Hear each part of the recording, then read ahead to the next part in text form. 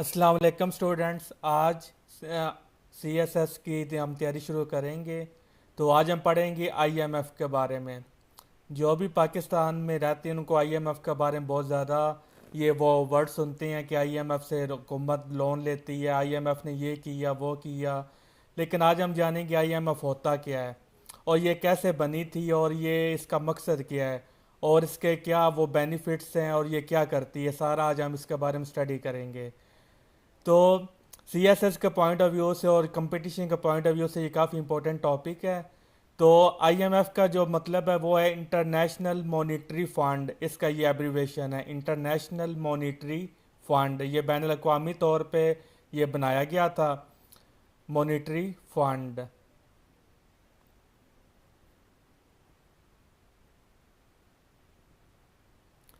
तो ये 1945 में बनाया गया था, 1945 को। वर्ल्ड वार टू के बाद ये इंटरनेशनल मॉनेटरी फंड ये बनाया गया था। IMF it is an organisation, ये ऑर्गेनाइजेशन है ऑफ 189 कंट्रीज़। इसमें टोटल 189 कंट्रीज़ यहाँ पर मौजूद हैं, इसके वो मेंबर्स हैं 189 countries. Working to global monetary secure. और ये सारी क्या करती हैं, काम करती हैं ग्लोबल मॉनिटरी। मॉनिटरी का मतलब होता है मॉनिटर करना कि किसी मुल्क की इकनॉमिक की सिचुएशन क्या है, उसको सारा मॉनिटर करते हैं। Secure financial stability. अगर कोई कंट्री है उसका कोई वो उसकी इकोनॉमिकली उसकी हालत डाउन है तो उसको क्या करती हैं, सिक्योर करते हैं फाइनेंशियली, उसको स्टेबल करते हैं। स्टेबल कैसे करती हैं, उसको लोन देते हैं या उसको एड देती हैं। Facilitate international trade. और जो इंटरनेशनल ट्रेड उसको फैसिलिटेट करती हैं, मतलब मौके मुहैया करती हैं कि जो इंटरनेशनल ट्रेड है वो ज़्यादा से ज़्यादा हो, उसमें जो रुकावटें होती हैं उनको दूर करती हैं। और जितनी भी कंट्रीज़ होती हैं उनको मैक्सिमम ये चांस देने की कोशिश करती हैं कि इंटरनेशनल जो मंडियाँ उन तक उनकी रसाई हो सके। ये बेसिकली इसके मकसद इसकी इसलिए ये बनाई गई थी, प्रमोट हाई एम्प्लॉयमेंट। और जो कंट्रीज़ हैं इसके 189 कंट्रीज़ इसके जो पार्टिसिपेंट्स हैं उनमें ये क्या करेगी, हाई एम्प्लॉयमेंट को क्रिएट करेगी, उनको गाइड करेगी कैसे हाई एम्प्लॉयमेंट वो क्रिएट कर सकती हैं। उनको सारे फाइनेंशियली वो सारी उनको एड फ्राहम करेगी। उनको वो एड पॉलिसीज़ के फॉर्म में भी हो सकती है कि उनको गाइड कर सकती है कि आप कहाँ पे गलती कर रही हैं, और उनको लोन्स वगैरह भी दे सकती हैं। And sustainable economic growth. और इनकी जो इकोनॉमिक ग्रोथ है वो सस्टेनेबल हो सके, मतलब वो पायदार इकोनॉमिक तरक्की हो, लॉन्ग टर्म इकोनॉमिक डेवलपमेंट हो। ये ना हो कि जो डेवलपमेंट इकोनॉमिक हो रही है वो एक टेम्परेरी और टेम्परेरी बेसिस पे शॉर्ट टर्म हो, वो नहीं बल्कि लॉन्ग टर्म में उसकी से वो इकोनॉमिक ग्रोथ हो। एंड रिड्यूस पॉवर्टी, बल्कि दूर करना अराउंड द वर्ल्ड, दुनिया में। बनाई तो ये इसलिए गई थी, लेकिन आज हम देख सकते हैं इसके ये वो मकसद नहीं है, ये टोटली इसके अपोजिट ही काम करती है। तो अब पहले हम देखते हैं कि आईएमएफ बनाई क्यों गई, वो कौन से कागज थे जिसकी वजह से हमें आईएमएफ बनाने की ज़रूरत पड़ी।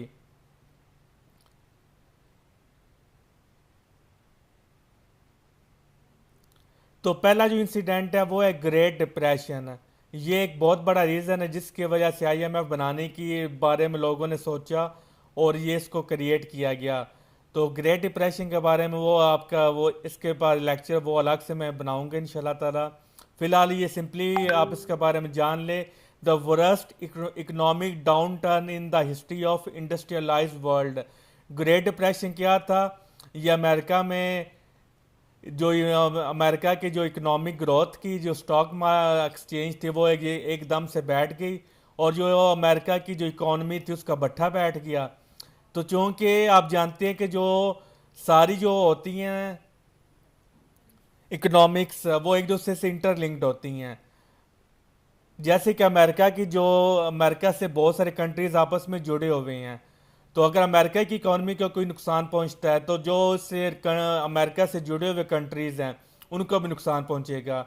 तो ये सारी जो इकोनॉमी वर्ल्ड इकोनॉमिक होती है ये सारी इंटरलिंक्ड होती है। एक कंट्री के अगर वहाँ पर फॉल आता है तो उसकी वजह से जो उससे लिंक्ड कंट्रीज होती हैं उनको भी वो मुश्किलात का सामना करना पड़ता है।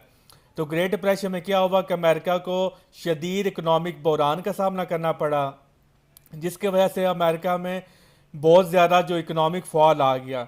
अब ये अमेरिका जो है कि एक सुपर पावर है, एक बहुत बड़ी ये इंडस्ट्रियल पावर थी, तो जब इसकी इकॉनमी में फॉल आया तो इसकी वजह से पूरी दुनिया में एक बहुत ज़्यादा इकोनॉमिक वो फॉल देखने में आया। बहुत सारे जो इकोनॉमिक जो कंट्रीज थी उनकी जो इकोनॉमिक सिचुएशन थी वो बहुत ज़्यादा ख़राब हो गई।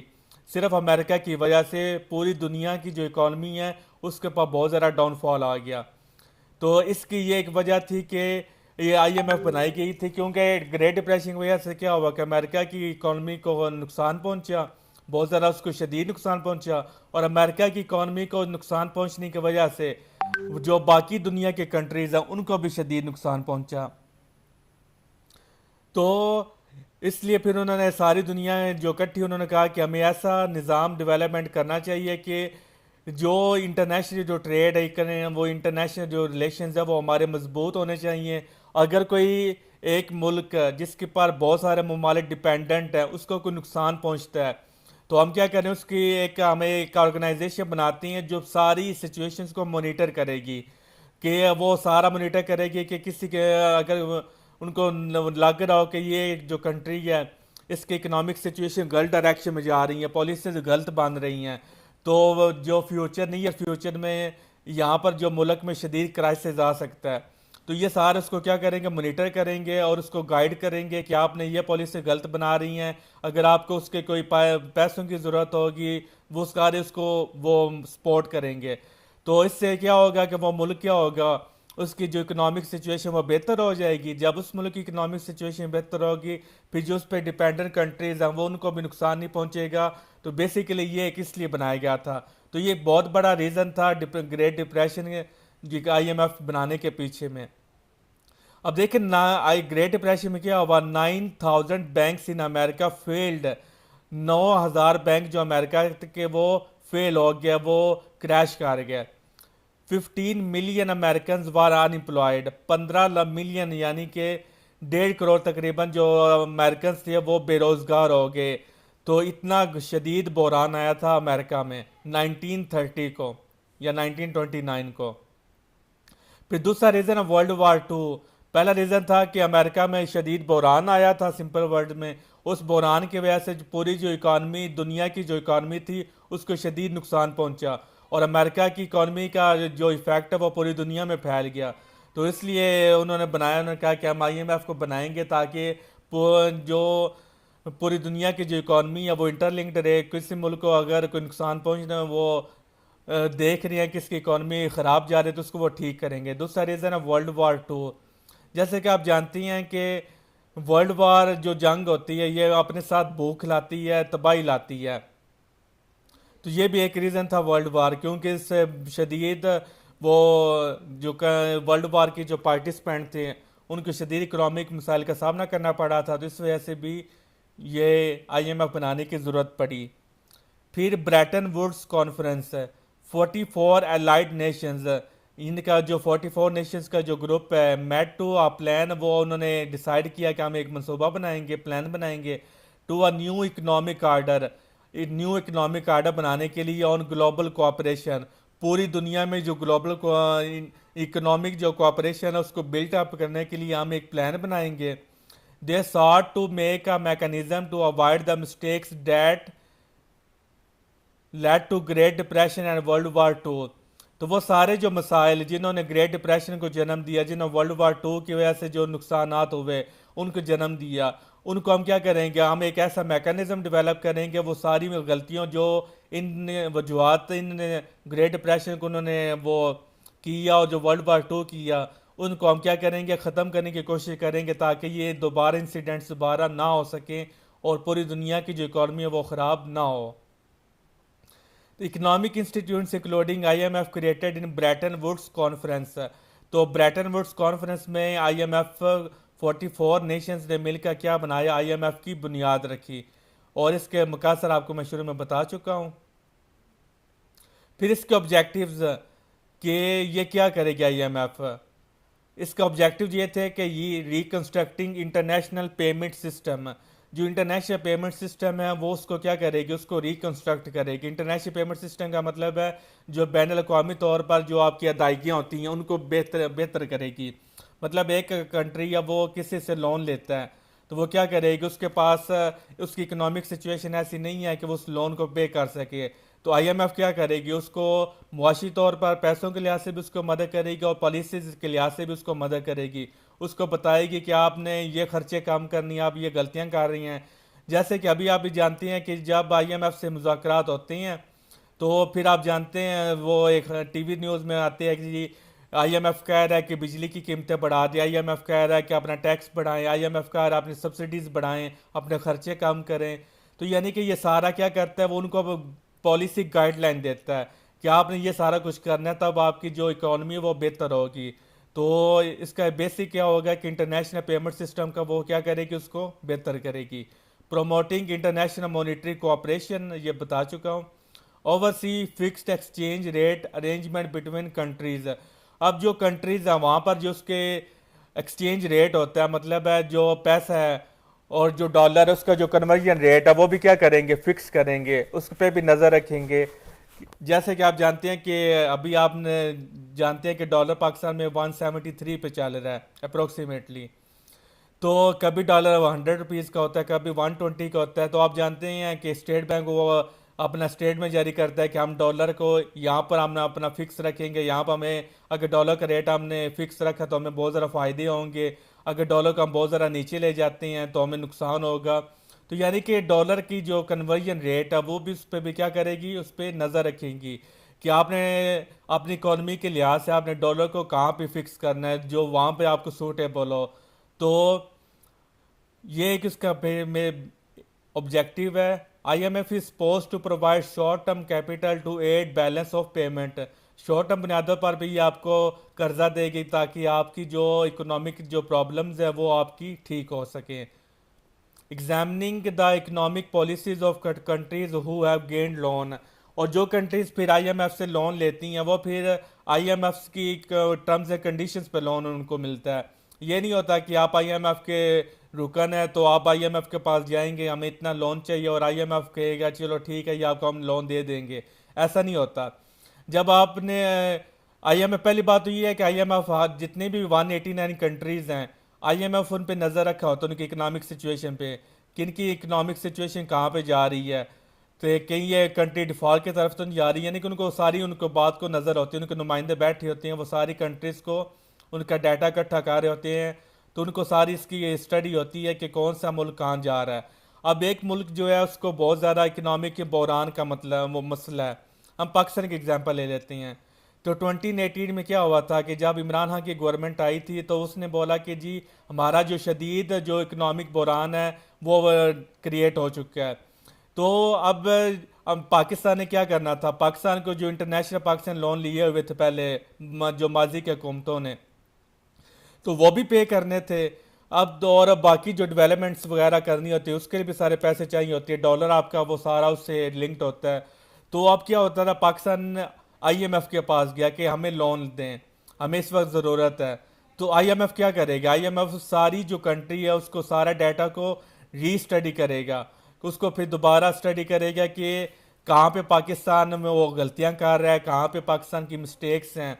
वो फिर सारा जो स्टडी करके थारोली फिर वो क्या करेगा, अपनी एक गाइडलाइन देगा, टर्म्स एंड कंडीशंस देगा कि आपने टैक्स रेट को आपने इतना बढ़ाना है, अगर आप इतना टैक्स रेट नहीं बढ़ाएंगे तो फिर हम आपको कर्जा नहीं देंगे।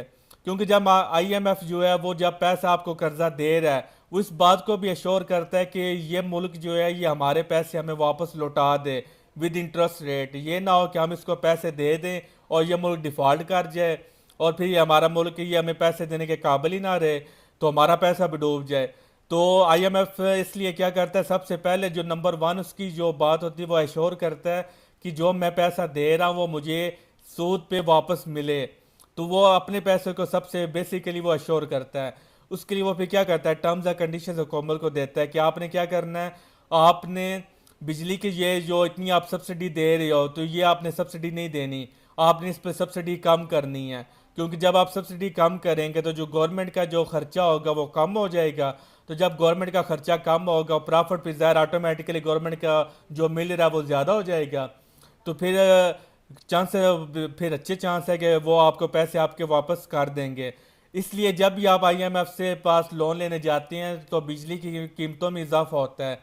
क्योंकि आईएमएफ इस बात को सख्ती से मना करता है कि आपने सब्सिडी नहीं देनी, क्योंकि आईएमएफ के मुताबिक अगर आप सब्सिडी देंगे तो जो आपके पास बचत आई हुई है तो वो तो सारी सब्सिडी में चली जाएगी। तो इसलिए वो फिर जो हमारा जो पैसा है उसमें वापस मिलने के चांसेस क्या हो जाएंगे, वो कम हो जाएंगे। तो इसलिए वो सबसे पहली जो उसकी कोशिश होती है वो यही होती है कि टैक्स रेट को ज़्यादा किया जाए और सब्सिडी को कम किया जाए। अब देखिए जो सब्सिडी होती है वो क्या होती है, सब्सिडी होती है कि जो गवर्नमेंट होती है वो गरीब तबके के लिए अपने खुद से अपने पास से वो पैसे देती है। फॉर एग्जांपल है, एक चीज़ की कीमत है 100 रुपये, फॉर एग्जांपल जस्ट एग्जांपल दे रहा हूँ। अब जो एक चीज़ है उसकी मार्केट में से कीमत है 100 रुपये। अब जो गरीब आवाम है वो 100 रुपये की उसको परचेज नहीं कर सकती, लेकिन जो कंपनीज हैं जिन्होंने वो चीज़ बनाई हुई है उनको मुनाफा अपना जायज़ मुनाफा डाल के वो 100 रुपये की पड़ रही है। अब गवर्नमेंट उनको तो नहीं कह सकती कि जी इसका रेट कम करो, क्योंकि उनका खर्चा मिला के जायज़ मुनाफा डाल के वो उनका 100 रुपये बन रहा है, तो वो इसलिए वो तो 100 से नीचे नहीं आ सकते। तो फिर गवर्नमेंट क्या करती है, और वो चीज़ उन्हें बेचनी भी है, जो आवाम है उनकी वो ज़रूरत भी है, वो उसके बगैर वो मतलब है उनका गुजारा करना मुश्किल है। तो फिर आवाम गवर्नमेंट क्या करती है, गवर्नमेंट कहती है चलो आप इस चीज़ को बेचो 60 रुपये पे। आप चूंकि अवाम हमारा इतने 100 रुपये अफोर्ड नहीं कर सकती, तो उन जो कंपनीज को कहती है कि आप 60 रुपये की ये चीज़ बेच दो मार्केट में, जो बाकी आपके 40 रुपये आपका जो बचते हैं वो हम आपको पे करेंगे। तो अवाम जो 60 रुपये वो फिर अवाम पे कर देती है, और जो 40 रुपये हैं वो फिर क्या कर रही है, गवर्नमेंट अपनी जेब से पे करती है। तो इससे आवाम का भी फ़ायदा हो जाता है कि उनको वो चीज़ क्या करती है वो मिल जाती है, और जो कंपनीज बनाने वाली होती है उनका भी फ़ायदा हो जाता है कि उनको पूरा मुनाफा मिल रहा होता है, आवाम भी उनको चीज़ लो प्राइस पे मिल जाती है, उनका भी फ़ायदा हो जाता है। लेकिन इशू आ जाता है गवर्नमेंट का, गवर्नमेंट को यहाँ पे कोई फ़ायदा नहीं होता, गवर्नमेंट को नुकसान होता है। क्योंकि जो उसके पास मुनाफा आया था, तो जितना गवर्नमेंट के पास मुनाफा होगा, मैं सिंपल लैंग्वेज में वो सारा कुछ बता रहा हूँ कि ताकि आपको समझ आ जाए, तो ज़्यादा मैं टफ लैंग्वेज यूज़ नहीं कर रहा, इसलिए मैं उर्दू लैंग्वेज में ज़्यादा बात कर रहा हूँ ताकि आपको सारा कंसेप्ट समझ आ जाए। अब गवर्नमेंट ये जो 40 रुपये दिए हैं, अगर ये गवर्नमेंट ना देती तो ये 40 रुपये गवर्नमेंट ने क्या करना था, वो अपने पास उसके होने थे, उसके पास रिजर्व्स में होने थे, तो वो उस पर आपका डेवलपमेंट पे खर्चा कर सकती है, स्कूल बना सकती है, अस्पताल बना सकती है। तो यानी जो इंफ्रास्ट्रक्चर के जो मनसूबे होते हैं, तरक्याती मनसूबे सिंपल लैंग्वेज में, वो उन पे खर्च कर सकती है। तो जब जितने ज़रा तरक्याती मनसूबे होंगे उतना ज़रा मुल्क क्या करेगा, उसको ज़रा अच्छा होगा, फ़ायदा होगा। लेकिन होता यह है कि जब सब्सिडी देती हैं तो ये 40 रुपये गवर्नमेंट की जेब से चले जाती हैं, तो उसका जो इनकम है वो क्या हो जाती है, वो कम हो जाती है। तो जब उसको इनकम कम होती है तो उसको वो सारा जो निज़ाम होता है गवर्नमेंट का, तरक्याती डेवलपमेंट देना, तनख्वाहें देना, वो सारा फिर क्या करना है, वो तो उतना ही रहता है। फिर गवर्नमेंट क्या करती है, गवर्नमेंट के पास दो ऑप्शन होती हैं, वो फिर क्या करती है, टैक्स लगाती है। कि जब ज़्यादा फिर टैक्स लगाती है तो टैक्स लगाने से फिर क्या होगा, उनके पास पैसे आ जाएंगे। लेकिन अगेन वही बात है कि जितना ज़्यादा टैक्स लगाएंगे तो महंगाई क्या हो जाएगी, और ज़्यादा हो जाएगी। तो जो उसने सब्सिडी दी है गवर्नमेंट ने, तो वो उसका फ़ायदा क्यों नहीं होगा, क्योंकि वो जब टैक्स लगाएगा चीज़ें की प्राइसेस जो पहले 100 रुपये थी, मे भी वो 200 की हो जाए, तो सब्सिडी देने का फ़ायदा क्यों नहीं रह जाएगा। तो इसलिए वो फिर गवर्नमेंट क्या करती है, मजबूरन वो बैरून मुल्क से यानी कि आईएमएफ से कर्जा लेती है कि जी ये जो हम 40 रुपये दे रहे हैं ये हमारी जेब से चले गए हैं, तो आप हमें क्या करें, आप हमें कर्जा दे दें, ताकि जो हमारे काम रहती हैं, जो ज़रूरी काम है वो हम क्या करें, वो हम कर सकें। तो वो फिर क्या आते हैं, आईएमएफ के पास आते हैं। तो आईएमएफ सबसे पहली बात श्योर करती है कि हमें हमारा पैसा वापस मिल जाए। तो उस पैसा वापस मिलने की वजह से फिर आईएमएफ क्या करती है, उसको वो सारी गाइडलाइन देती है कि आपने इस चीज़ के प्राइस को ज़्यादा करना है, इस चीज़ के प्राइस को वगैरह वगैरह करना है। तो इसलिए जब भी आप आईएमएफ के पास जाते हैं तो आपको महंगाई का सामना करना पड़ता है, क्योंकि आईएमएफ जो होता है वो प्रोफेशनली सोचता है, बिजनेस पॉइंट ऑफ व्यू से सोचता है। वो ये नहीं सोचता कि अगर हम इस चीज़ की कीमत बढ़वा रहे हैं तो अवाम का क्या हाल होगा। उसको आईएमएफ को अवाम से कोई इंटरलिंक नहीं होता। बनाई इसलिए गई थी कि गुर्बत कम हो सके, बेरोज़गारी ख़त्म हो सके। लेकिन चूंकि अब जो डेवलप कंट्रीज आईएमएफ उनकी हाथ में अब वो खेल रहा है, इसलिए कि आईएमएफ क्या करता है, बिजनेस पॉइंट ऑफ व्यू से वो बस सोचता है कि एक किस्म का बिजनेस कर रहा है कि हम इतना पैसा देंगे तो इंटरेस्ट के साथ हमें ये वापस करेंगे, तो हमें क्या हो जाएगा, और ज़्यादा फ़ायदा हो जाएगा। तो होता यह है कि जो आईएमएफ के पास कर्जा लेने जाते हैं वो उनके यहाँ खुशहाली जो है वो इतनी ज़्यादा नहीं आती, क्योंकि वो फिर ज़रा वो महंगाई कर देती हैं, तो जो अवामी रिस्पॉन्स होता है वो शदीद हो जाता है। फिर गवर्नमेंट क्या करती है, वो फिर सब्सिडी देने की कोशिश करती है, फिर आईएमएफ से बातचीत होती है। तो यानी कि शदीद मसाइल का सामना करना पड़ता है। अगर तो आईएमएफ अपने जो बेसिक असूल थे जो जिसके लिए बनाई गई थी उसी पे काम करती तो फिर पूरी दुनिया में खुशहाली आ जानी थी। लेकिन जो सुपर पावर कंट्रीज़ हैं वो ऐसा नहीं चाहती कि पूरी दुनिया खुशहाल हो, तो इसलिए उन्होंने क्या कि आईएमएफ को एज अ टूल वो इस्तेमाल कर रही हैं। तो conditionally under IMF, conditionality under IMF के कौन सी कंडीशंस हैं कि आईएमएफ आपको लोन देगा? कोलेटरल ऑल, पहली है collateral, all the assets which a borrower hands over to IMF while taking loan from it. तो आपने कोई ना कोई अपने एसेट्स आईएमएफ के पास गिरवी रखवानी होती हैं, ताकि उनको बात की एश्योरेंस हो कि जी अगर ये गवर्नमेंट की जो हमारी बात नहीं मानती, तो जब हमारी बात नहीं मानेंगे तो फिर हमारे जो पैसे मिलने के चांसेस वो कम हो जाएंगे। तो इससे बचने के लिए वो क्या करती हैं, वो कहती है कि अपनी एसेट्स हमारे पास रखो, ताकि अगर आप हमारे पैसे काबिल वापस करने के काबिल ना भी रहे, तो आप डिफ़ॉल्ट कर गए, तो फिर जो आपने हमारे पास एसेट्स रखवाए होंगे वो हम उनको सेल करके अपने पैसे वापस ले लेंगे। फिर दूसरा policy reform for macro economic imbalance है। ये मैं आपको बता चुका हूँ कि जब भी आप आईएमएफ के पास जाते हैं वो अपनी पॉलिसी देती हैं जिसकी वजह से महंगाई का सैलाब आता है। IMF will make all macro economic policies for बारोवर country. अब देखिए जो गवर्नमेंट होती है, जैसे अब इमरान खान की हुकूमत है, क्योंकि इमरान खान आईएमएफ के पास गया हुआ है, तो अब जो गवर्नमेंट है वो अपनी मर्जी की पॉलिसी नहीं बना सकती, बल्कि आईएमएफ की पॉलिसी को ही उन्होंने फॉलो करना है, आईएमएफ की गाइडलाइंस को ही फॉलो करना है। अगर वो आईएमएफ की गाइडलाइंस को फॉलो नहीं करेंगे तो वो फिर आईएमएफ क्या करेगा, वो अपना जो लोन है वो कहेगा मुझे वापस करो, और मजीद लोन वो आपको नहीं देगा। तो फिर गवर्नमेंट की मजबूरी होती है कि आईएमएफ की बातों को उन्होंने मानना है। तो जैसे कि आपने ये भी सुना होगा कि गवर्नमेंट आईएमएफ के साथ मुज़ाकरात कर रही है। फिर आप खबर सुनते हैं कि आईएमएफ और गवर्नमेंट के मुज़ाकरात कामयाब हो गए हैं। वो बेसिकली होता ये है कि जो गवर्नमेंट होती है वो फिर वो अपने आईएमएफ को बताती है कि हम इतनी महंगाई मुल्क में ऑलरेडी चल रही है, तो हम इससे मज़ीद हम महंगाई नहीं कर सकते, हम पेट्रोल प्राइसेस इतनी मज़ीद इंक्रीज़ नहीं कर सकते, क्योंकि अगर हम ये करेंगे तो महंगाई और ज़्यादा हो जाएगी, क्योंकि पॉलिटिकल गवर्नमेंट होती है, वो उसने फिर आवाम को भी देखना होता है। तो ये सारी चीज़ें मुज़ाकरात में होती हैं।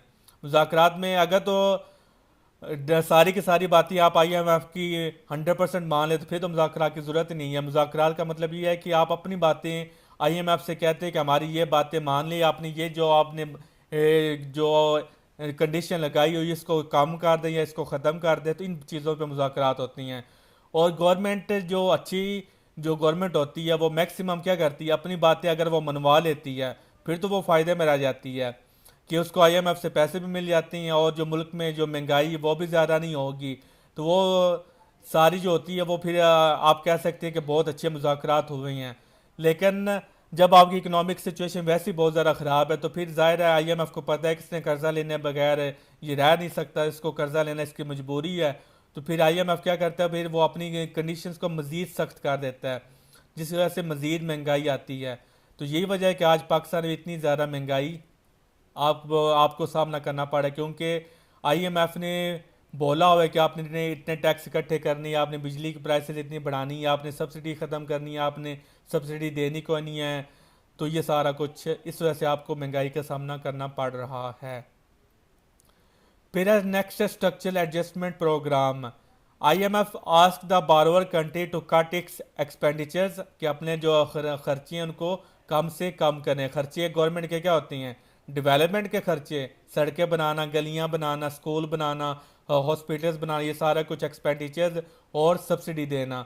वो कहते हैं कि ये कम से कम करो, मतलब जब आप आईएमएफ से कर्जे लेंगे तो जो डेवलपमेंट के काम होंगे वो भी आपके बहुत कम होंगे, तो जो आपकी तनख्वाहें वो भी कम बढ़ेंगी, क्योंकि आईएमएफ ने ये मेन कंडीशन होती है कि अपने खर्चे कम करना, यानी मेजर कंडीशन होती है। इस पे आईएमएफ कंप्रोमाइज कोई समझौता नहीं करता। तो इस वजह से जब आप आईएमएफ के पास जाते हैं तो आपकी तनख्वाहें बढ़ने के चांसेस बहुत ज़्यादा कम हो जाती हैं, पेंशन बढ़ने के चांसेस आपके कम हो जाती हैं, तरक्याती काम मनसूबे के आपके वो बनने के कम हो जाती हैं, तो ये सारी सब्सिडीज कम हो जाती हैं। IMF asks the borrower country to increase the exports and resource extraction. वो कहते हैं कि अपने एक्सपोर्ट्स बढ़ाओ। एक्सपोर्ट्स जितनी ज़्यादा बढ़ेंगी उतनी ज़्यादा क्या होंगी, हमारे पास पैसे आएंगे, डॉलर्स आएंगे। तो सबसे आईएमएफ की बेसिक यही होती है डिमांड कि अपने एक्सपोर्ट्स बढ़ाए। लेकिन एक्सपोर्ट्स बढ़ाने के लिए इंडस्ट्रीज़ का होना ज़रूरी है, और इंडस्ट्रीज लगाने के लिए आपको पैसा चाहिए होता है। तो वही बात आ जाती है कि ये जो बात है ना कि एक्सपोर्ट्स बढ़ाएं, तो ये आईएमएफ जस्ट कागजी कार्रवाई पे यानी फॉर्मेलिटी पूरी करने के लिए कहती है। इन रियलिटी आईएमएफ नहीं चाहती कि आपके एक्सपोर्ट्स बढ़ें, क्योंकि वो जब आप इतनी वो स्ट्रिक्ट कंडीशंस आपके लगा देती है कि आप एक्सपोर्ट्स करने के काबिल ही नहीं रह जाते। और जब आप कर्जा लेते हैं तो आपकी इंडस्ट्री चलने के बजाय आपकी इंडस्ट्रीज बहुत सारी जो होती हैं वो बंद पड़ जाती हैं। तो फॉरेन जो इन्वेस्टमेंट, जो फॉरेन जो इंटरेस्ट है वो तो इंक्रीज होता है आईएमएफ के आने से। जैसे कि फॉर एग्जांपल एक फॉरेनर है, उसने पाकिस्तान में पैसा लगाना है, जैसे बिजली है कि उस वो देख रहा है कि पाकिस्तान में बिजली कम है, तो अगर मैं बिजली यहाँ पर लगाऊंगा, पावर प्लांट्स लगाऊंगा, तो मुझे बहुत ज़्यादा फ़ायदा होगा। अब पे दो केसेस है। पहला केस है कि आईएमएफ के पास हम नहीं गए, हम आईएमएफ के बगैर काम कर रहे हैं। तो जब आईएमएफ के पास हम नहीं हैं तो वो जो फॉरेनर है तो वो फिर हिचकिचाएगा, वो कहेगा कि जो पॉलिटिकल गवर्नमेंट्स होती हैं इनकी तो पॉलिसीज चेंज हो सकती हैं, तो मेरा पैसा डूब भी सकता है, तो मुझे जो फैसिलिटीज़ हैं वो सही तरह नहीं मिलेंगी। और अगर इनकी इकॉनमी फ्यूचर में जाकर ख़राब हो जाती है तो फिर मेरा क्या बनेगा। तो यानी कि उसको फिर ये क्या हो जाती हैं, ये उसको खदशात होते हैं। इस वजह से वो फिर क्या करता है, वो हिचकिचाता है इन्वेस्टमेंट करने से। अगर आप आईएमएफ के पास चले गए हैं, अब उसे पता है कि आईएमएफ के पास ये कंट्री चली गई है, तो अब इसने आईएमएफ की बातें माननी है। तो अब वो फिर क्या करेगा, उसका कॉन्फिडेंस आएगा कि अब ये मुल्क डिफ़ॉल्ट की तरफ नहीं जाएगा, बल्कि इस मुल्क की जो इकोनॉमिक सिचुएशन है वो पहले से बेहतर होगी। तो वो फिर क्या करेगा, वो फिर फॉरेन इन्वेस्टमेंट अब वो कंट्री में क्या करेगा, लाएगा। तो फॉरेन इन्वेस्टमेंट आने से पाकिस्तान को क्या होता है, फ़ायदा होता है। तो यानी कि जब आप आईएमएफ के पास जाते हैं तो फॉरेन इन्वेस्टमेंट तो आती है, लेकिन जो मुल्की तौर पर जो इंडस्ट्रीज होती हैं वो बंद पड़ जाती हैं, या उनकी जो आउटकम होता है वो कम हो जाती है। क्यों कम होती है, क्योंकि जब महंगाई बहुत ज़्यादा हो जाती है, तो जब महंगाई ज़्यादा हो जाती है तो लोगों की जो कुव्वत ख़रीद है वो कम हो जाती है। इस वजह से फिर जो इंडस्ट्रीज है उसकी जो सेल है वो क्या हो जाती है, कम हो जाती है। तो फॉरनर्स को फ़ायदा होता है आईएमएफ के आने से, लेकिन जो लोकल जो इन्वेस्टर है उसको नुकसान होता है, क्योंकि उसने तो फिर जाहिर है सारा कुछ आवाम के हिसाब से उसको चलना पड़ता है। तो और फिर दूसरा इंपॉर्टेंट पॉइंट है, currency of borrower is D valued. कि डी वैल्यू का मतलब है जैसे हमारा रुपया रोज़ाना गिर रहा होता है, तो ये आईएमएफ ने एक वो फिक्स्ड वो जो इकोनॉमिक सिचुएशन होती है उसके हिसाब से वो आपको कहता है कि आप इतना रुपया अपना गिराओ, इतना डॉलर को बढ़ाओ, ताकि आपके जो फॉरेन जो रिजर्व्स है वो भी महफूज रहें। तो यानी कि आईएमएफ के पास जाने से आपकी जो करेंसी डी वैल्यू भी होती है। बारवर to promote trade liberalism in the state, कि वो कहेगा कि आपने जो ट्रेड उसको बढ़ाएं। Stability of investment and balance of budget, कि जो आप बजट बनाएंगे और जो आपकी इन्वेस्टमेंट है वो उसमें बैलेंस रहे। ये ना हो कि आप अपने आपका बजट जो जितना आपने बनाया वो कम पड़ जाए तो फिर आपको उधार लेना पड़े। तो ये स्टेबिलिटी होनी चाहिए। बारवर कंट्री शुड प्राइवेट इंडस्ट्रीज, उसको जो प्राइवेट इंडस्ट्रीज उसको प्रमोट करना चाहिए। अब एक बात है, जो आईएमएफ है वो नहीं कहेगा गवर्नमेंट को तो कि आप अपनी इंडस्ट्रीज लगाएं, क्योंकि जब गवर्नमेंट की जो इंडस्ट्री लगाती है अपने पैसों से, तो उससे क्या होता है कि गवर्नमेंट में फिर जाहिर है उसको चाहे वो घाटे में जाए या फ़ायदे में जाए, जितने भी मुलाजमीन होती हैं उनको पे तो करना होता है। जैसे आप बेहतरीन एग्जांपल है स्टील मिल की। अब जो स्टील मिल है वो गवर्नमेंट पाकिस्तान की वो मलकियत है। अब स्टील मिल अगर घाटे में जा रही है तो जो स्टील मिल में काम कर रहे हैं मजदूर उनको निकाल भी नहीं सकते, वो परमानेंट बेसिस पे हैं, नंबर वन। नंबर टू, उनकी जो तनख्वाहें हैं वो भी गवर्नमेंट को पूरी की पूरी वो देनी पड़ती है, क्योंकि वो ज़ाहिर है वो गवर्नमेंट है तो अपनी आवाम के साथ वो ऐसा नहीं कर सकती। तो अगर वो करेगी तो पॉलिटिकली उसको डैमेज होता है। तो यानी कि जब गवर्नमेंट जो अदारे होती हैं चाहे वो घाटे में जाएँ चाहे वो फ़ायदे में जाएँ, जैसे पीआईए की एग्जांपल ले लें, ये सारे जो गवर्नमेंट के इदारे हैं घाटे में जा रहे हैं, लेकिन इसके बावजूद जो मुलाजमीन हैं उनकी तनख्वाहें कम नहीं की गई, उनको निकाला नहीं गया। तो आईएमएफ क्या कहता है, वो कहता है कि प्राइवेट इंडस्ट्रीज़ को आप ज़्यादा प्रमोट करें और ख़ुद इंडस्ट्री लगाने पे आप कम फोकस करें, क्योंकि जब प्राइवेट इंडस्ट्री होगी वहाँ पर मज़दूरों की तनख्वाहें बजट के हिसाब से वो कम ज़्यादा होती हैं, फिर मज़दूरों को निकाला भी जा सकता है। तो इसलिए आईएमएफ की डिमांड होती है कि आपने इंडस्ट्रीज़ नहीं लगानी, प्राइवेट इंडस्ट्रीज़ को आपने फ़रोग देना है। Enhancing rights of foreign investors, जो फॉरेन इन्वेस्टर्स हैं उनके जो राइट्स होते हैं उनको ज़्यादा उनको फैसिलिटेट करना है, उनको गारंटी देनी है कि आपको ज़्यादा हम फ़ायदे देंगे ताकि वो ज़्यादा से ज़्यादा यहाँ पर आए। Improvement of governance and eradication of corruption, corruption को ख़त्म करना है और आप गवर्नेंस को बेहतर करना है। फिर आगे स्ट्रक्चर ऑफ आईएमएफ कि आईएमएफ में क्या क्या उसका स्ट्रक्चर है। सबसे पहले board of governors, it is comprised of representatives of all member states. तो 189 कंट्रीज़ है, तो 189 कंट्रीज़ की रिप्रेजेंटेटिव्स बोर्ड ऑफ गवर्नर में मौजूद होती हैं। ठीक हो गया। Each member of IMF has 2 representatives in board, her member country के 2 रिप्रेजेंटेटिव्स होंगे। तो यानी कि 189 कंट्रीज़ को मल्टीप्लाई कर दे 2 से, तो ये फिर हमारे पास इतनी जो बोर्ड ऑफ गवर्नर वो मेंबर्स पे कंसिस्ट करेगा। Main function of board of governors is approving quota increase. तो इसका बेसिकली मकसद क्या होता है कि कोटा को इंक्रीज करना। कोटा का थोड़ा मैं ऐसा आपको आगे जाके बताता हूँ कि कोटा क्या है आईएमएफ के केस में। Board of governors also takes decision regarding IMF membership, कि किस कंट्री को आपने आईएमएफ की मेंबरशिप देनी है और किसको निकालना है, ये भी बोर्ड ऑफ गवर्नर्स में डिसीजन किए जाते हैं। It also plays a role in amending the articles of agreement made with any country. तो ये क्या करता है, अगर आईएमएफ ने किसी कंट्री के साथ एग्रीमेंट किया है तो आईएमएफ को ये राइट है, यानी बोर्ड ऑफ गवर्नर्स को राइट है कि वो जो भी उन्होंने टर्म्स एंड कंडीशन लाई उसको अमेंडमेंट भी उसमें की जा सके, चेंज भी उसमें किया जा सके। ये नहीं है कि एक दफ़ा एग्रीमेंट हो गया तो बस वही चलना है, उसमें चेंज भी वो बोर्ड ऑफ गवर्नर कर सकता है। दूसरा है एग्जेक्टिव बोर्ड, ये बोर्ड ऑफ गवर्नर से ज़्यादा पावरफुल होता है, फैसले असल में यही करते हैं executive board. Executive board is comprise of total 24 members, इसमें 24 मेंबर्स होते हैं।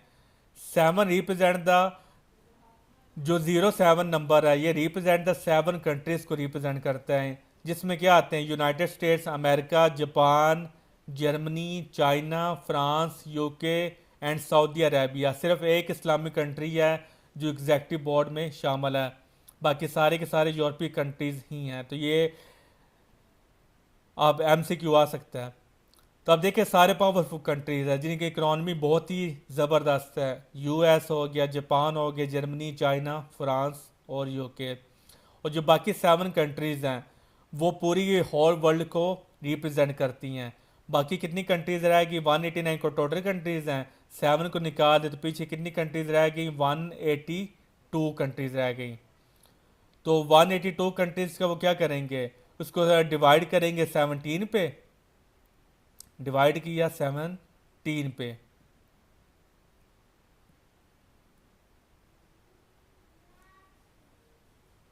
तो इसका जो आंसर आएगा, तो इसका जो आंसर आएगा वो क्या करेगा, उतने लोगों का ग्रुप बना लेगा। जस्ट फॉर एग्जांपल है कि 5-5 जो बाकी सारी कंट्रीज बनती हैं, 10 कंट्रीज का क्या बनता है, ग्रुप बनता है। अब जो 10 कंट्रीज हैं वो क्या करेंगे, उनका एक रिप्रेजेंटेटिव होगा, जो एग्जेक्टिव बोर्ड में क्या होगा वो बैठा होगा, 10 कंट्रीज का एक रिप्रेजेंटेटिव। तो अब ये क्या है, अब इस तरह होगा कि ये फॉर एग्जांपल अभी आजकल जस्ट फॉर एग्जांपल 10 कंट्रीज़ हैं उसमें पाकिस्तान है, तो वो क्या करेगा, वो कहेगा कि 10 कंट्रीज क्या करेंगे, वो कहेगा 3 साल के लिए जो पाकिस्तान वो अपने रिप्रेजेंटेटिव आईएमएफ के एग्जेक्टिव बोर्ड में बिठाएगा, और फिर 3 साल बाद इंडिया बिठाएगा, फिर 3 साल बाद अगले मुल्क की बारी आएगी, फिर 3 साल बाद अगले मुल्क की बारी आएगी।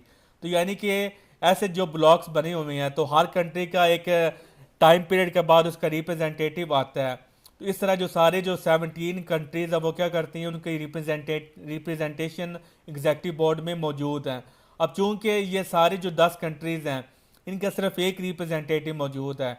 और जो बाकी 7 कंट्रीज़ हैं इनका ये हर कंट्री का एक ही मतलब है। चाइना अपना फैसला खुद करता है, फ्रांस अपना फैसला खुद करता है। तो फिर जाहिर है जो ये बड़े कंट्रीज चाहेंगे वही फैसला फिर क्या होगा, मंजूर किया जाएगा, क्योंकि इन कंट्रीज के पास वोट ही कम है। Countries are grouped in constituencies. हर कंट्री अपने वो ग्रुप्स बने हुए हैं, जिसके साथ सूटेबल है वो उसके साथ उसने क्या हुआ है, ग्रुप बनाया हुआ है। तो आईएमएफ पे क्रिटिसाइज क्यों किया जाता है?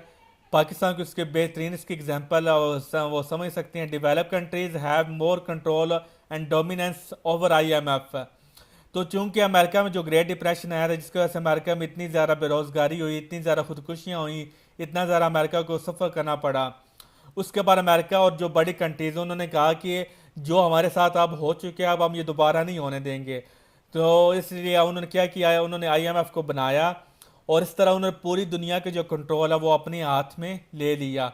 अब जो जो आईएमएफ के अंडर डेवलप कंट्रीज, आईएमएफ के पार्टिसिपेंट्स हैं, वो मजबूर हैं आईएमएफ की बातें मानने पे। और आईएमएफ को कंट्रोल कौन कर रहा है? जैसे कि आप देख सकती हैं 7 कंट्रीज बेसिकली आईएमएफ को कंट्रोल कर रही हैं, क्योंकि सारे जो मेजर डिसीजन होती हैं वो एग्जेक्टिव बोर्ड से ही करता है। तो यानी कि पूरी ये जो 7 कंट्रीज है ये पूरी दुनिया को कंट्रोल कर रही हैं। तो यानी कि जो आईएमएफ के अगर वो कहता है कि ये पॉलिसीज़ हैं, तो इन रियलिटी वो पॉलिसीज़ किसकी हैं? इन 7 कंट्रीज़ की पॉलिसीज़ हैं। तो अगर इन 7 कंट्रीज़ के साथ आपकी रिलेशनशिप्स अच्छी हैं तो फिर आईएमएफ क्या करेगा? आपको अच्छी मतलब है टर्म्स एंड कंडीशंस पे आपको लोन दे देगा जो आपके मुल्क के लिए अच्छी हैं। तो अगर आपके इन ममालिक के साथ आपके ताल्लुकात ख़राब हैं तो फिर आपकी जो आईएमएफ की शराइत होंगे वो बहुत ज़्यादा सख्त होंगे, जिसकी वजह से आपको बहुत ज़्यादा मसाइल का सामना करना पड़ेगा। आईएमएफ आपको डिफ़ॉल्ट होने से बचा लेता है। जब भी आप आईएमएफ के पास जाती है तो वो फिर आप डिफ़ॉल्ट से आप बच जाती हो, लेकिन बाकी मसाइल बहुत ज़्यादा जन्म लेते हैं। तो इसलिए जो गरीब ममालिक होते हैं वो फिर इन जो ताकतवर ममालिक के उनकी बात वो फिर ज़ाहिर है उनकी मानी मजबूरी हो जाती है, और उनकी मजबूरी होती है इनसे अपने ताल्लुकात अच्छे करना। और फिर ज़ाहिर है ये जो सारे ताकतवर ममालिक है ये फिर अपनी मनमानी की मर्जी कर सकती हैं। फिर है policies of IMF cause in unemployment and as a result poor suffers a lot. तो चूंकि आईएमएफ के जो बेसिक्स रूल्स थे जिन पे उनको बनाया गया था वो फॉलो नहीं हो रहे, तो सारा कंट्रोल 7 कंट्रीज कर रही हैं। इस वजह से कोई भी जो कंट्री है वो डिफ़ॉल्ट होने से तो बच जाती है, लेकिन वहाँ पर गुर्बत बहुत ज़्यादा बढ़ जाती है। Promptly change policies of the government due to IMF dictations can not be absorb by the masses at once. तो गवर्नमेंट अपनी मर्जी की पॉलिसी नहीं बना सकती। अगर उसने देख रही है कि महंगाई ज़्यादा है, जैसे कि पेट्रोल प्राइसेस आलमी मंडी में ज़्यादा हो रही हैं, तो जो ममालिक वो इनका जो पेट्रोल को इंपोर्ट करती हैं, तो फिर अगर 140 पे वो गवर्नमेंट को वो पड़ रहा है पेट्रोल पर लीटर, तो गवर्नमेंट क्या करती है? वो सब्सिडी देती है कि वो उस पर फॉर एग्जांपल 40 रुपए की सब्सिडी देगी, 30 रुपए की सब्सिडी दे दी। तो उससे फिर क्या होगा? पेट्रोल की प्राइसेस कम हो जाएंगी और आवाम की जो बेरोज़गारी महंगाई है वो क्या हो जाएगी? वो कम हो जाएगी। तो इसलिए ये जब आप आईएमएफ के पास जाती है तो फिर आप ये वाला काम तो कर नहीं सकते, जिस वजह से फिर बहुत ज़्यादा आवाम को मसाइल का सामना करना पड़ता है, और जो गवर्नमेंट होती है उसको शदीद फिर क्रिटिसिज्म का सामना करना पड़ता है। आगे मज़ीद इंपॉर्टेंट पॉइंट्स है आईएमएफ के बारे में। आईएमएफ का जो हेड क्वार्टर है वो वाशिंगटन डीसी में है। ये बहुत ज़्यादा इंपॉर्टेंट पॉइंट्स हैं। IMF the second international organisation next to world bank. World bank के बाद ये दूसरी बड़ी ऑर्गेनाइजेशन है। In 2005 it had 191 countries as its members. कुछ बुक्स में 189 और कुछ बुक्स में 191 है। When IMF establish 29 countries were its members. 24 ने स्टार्ट किया था, तो उसके फिर बाद में 5 मेंबर्स और ज्वाइन कर लिया, तो 29 मेंबर्स से स्टार्ट में फिर ऐसा ऐसा क्या होगा, इंक्रीज होगा। अब 191 मेंबर्स इसके हो चुके हैं। All members of IMF are not members of UNO and vice versa. ज़रूरी नहीं है कि जो मेंबर्स जो कंट्रीज आईएमएफ के मेंबर्स हैं वही कंट्रीज यूएनओ यानी कि यूएनओ के भी मेंबर्स हों, ये ज़रूरी नहीं है। और ये भी ज़रूरी नहीं है कि जो यूएनओ का मेंबर है वो आईएमएफ का मेंबर भी लाजमी हो। तो अगर आप आईएमएफ के मेंबर हैं तो ज़रूरी नहीं है कि आप यूएनए के मेंबर हों, और अगर आप यूएनए के मेंबर हैं तो ज़रूरी नहीं है कि आप आईएमएफ के मेंबर हो। In order to join IMF IMF को आप कैसे ज्वाइन कर सकती हैं?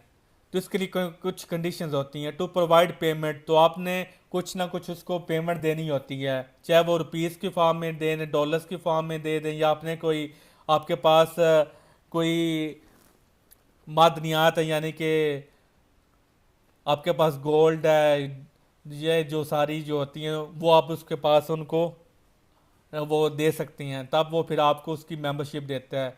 अब यहाँ पर वो आपको कोटा की बात करता हूँ। जो कंट्री आईएमएफ में सबसे ज़्यादा अपने पैसा देगा उसका कोटा क्या होगा? उसका कोटा सबसे ज़्यादा होगा। कोटा मीन्स उसकी वोटिंग पावर क्या होगी? ज़्यादा होगी। तो जब उसकी वोटिंग पावर ज़्यादा होगी, फिर ज़ाहिर डिसीजन भी, क्योंकि मेजोरिटी का डिसीजन होता है, तो मेजोरिटी फिर ज़ाहिर इनके पास ही होगी। तो फिर जो डिसीजन होगा वो भी फिर क्या होगा? इन्हीं का चलेगा। तो अमेरिका का जो वो कोटा है वो सबसे ज़्यादा है, इसलिए अमेरिका की जो वोटिंग पावर है आईएमएफ में वो सबसे ज़्यादा है। तो आप कह सकते हैं कि आईएमएफ को काफ़ी हद तक अमेरिका कंट्रोल करता है।